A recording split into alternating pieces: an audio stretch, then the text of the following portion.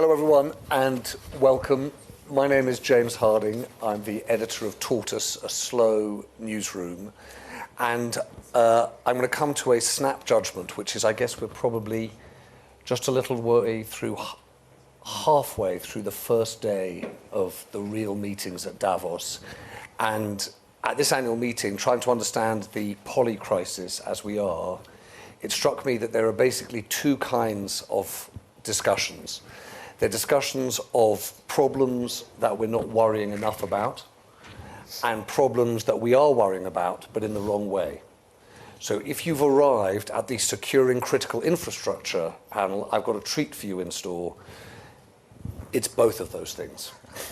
We're trying to think through problems that we may not be worrying about enough and very possibly in the wrong way. And we've got, as you'd expect of the WEF, an extraordinary mix of people who've got an exceptionally different set of experiences.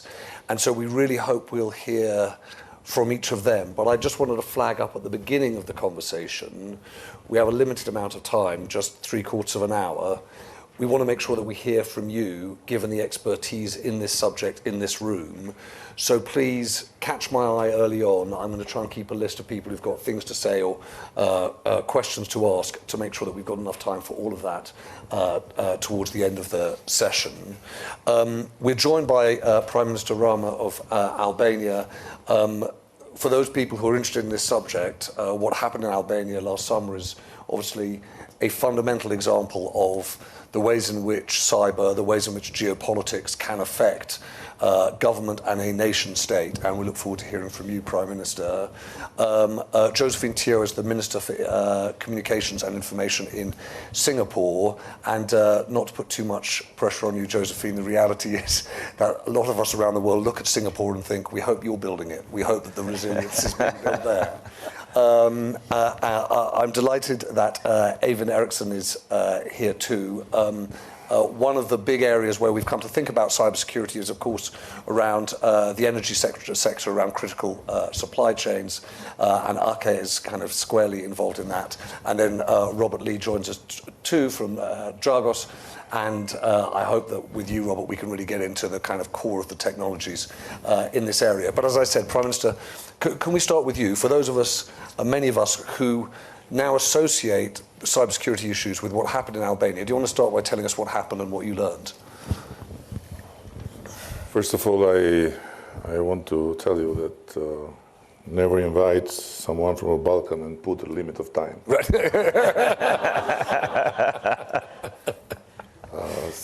Secondly, about your question and the reason why I'm here, and I'm very honored to be here, and I would not be here if we were not under attack. We come from a very difficult history, and we were very far behind when we entered the freedom path, because Albania was completely isolated from both West and East. So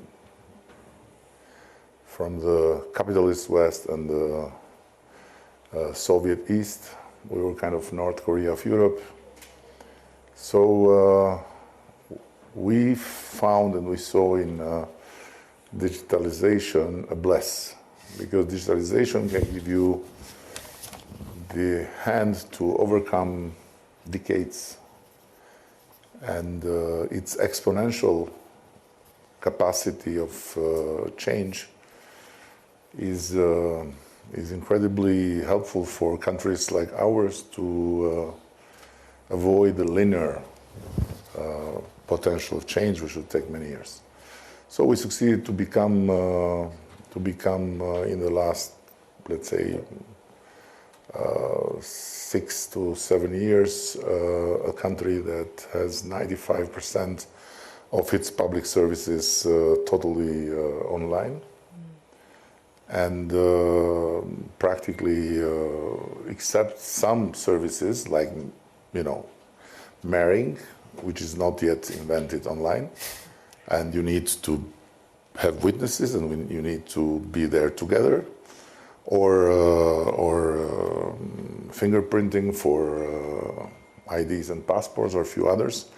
Everything else in Albania you can get by your smartphone, and you don't have any need to contact offices, bureaucracy, and so on. And this has helped a lot, of course, and we are improving in it every day.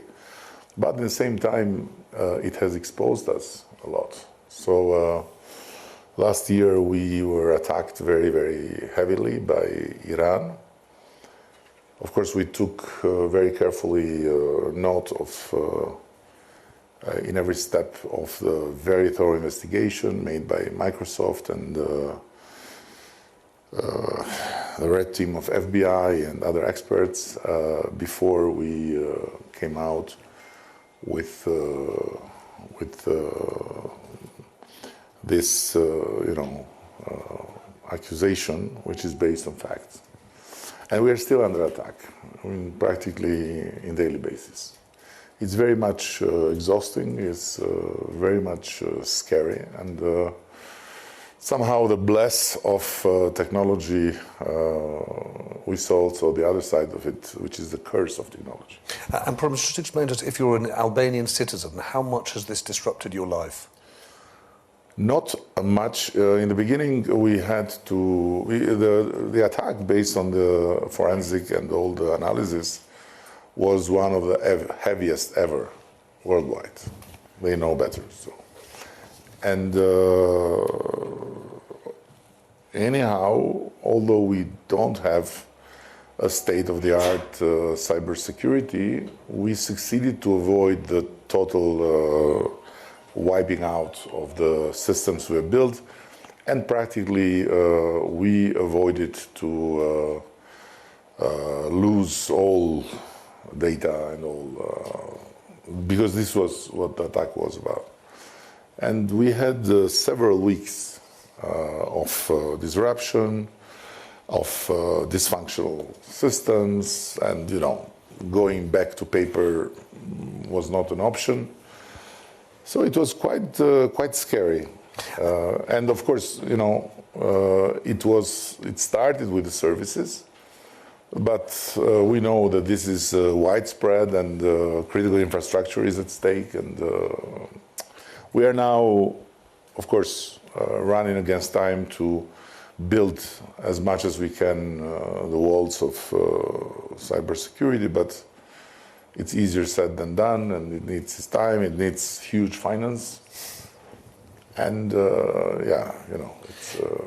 One of the things that, people did follow the case in Albania, is that there was, as you say, as a result of the investigation, clarity about who's to blame, Iran, but there was also something that some people might find surprising, was a sense of responsibility within the Albanian government, i.e. how much were officials responsible for the quality of the cybersecurity shield, if you like. And I just wondered whether you could tell us a little bit about that practically and politically. Listen, today we know very well that the capacity of disruption on the side of the cyber crime world is huge, and I don't know a country among big countries or small countries, rich countries or less rich countries, that has not experienced it, and sometimes with big damages. So talking about responsibility on the side of the government or on the side of the administration might be easy, but it doesn't really address the core issue, which is sophisticating as much as the crime sophisticates itself, and as much as the disruptive powers sophisticate themselves, the capacity to defend. We resisted quite well, I think, in comparison with the target of the attackers. So based on the report that was completely autonomous and independent from the Albanian government, it was very clear that the attackers had a very final end to completely wipe out our systems and to bring us back to the paper age, the stone age. So it didn't happen, and it means that the system was, but we were aware ourselves that our cyber protection was not top. So we have built it up year by year, but you know, the gentlemen's here, and I'm sure the minister here, they know much better than me that this is not something that you say and you do. It's about a lot of work, it's about a lot of finance. And for a country like ours, our financial resources are not limitless, and you know, and the problem, and we are somehow relieved a bit, because now the cyber issue has become really very important in the NATO level, which was completely neglected until some years ago, and it's becoming more and more sensible.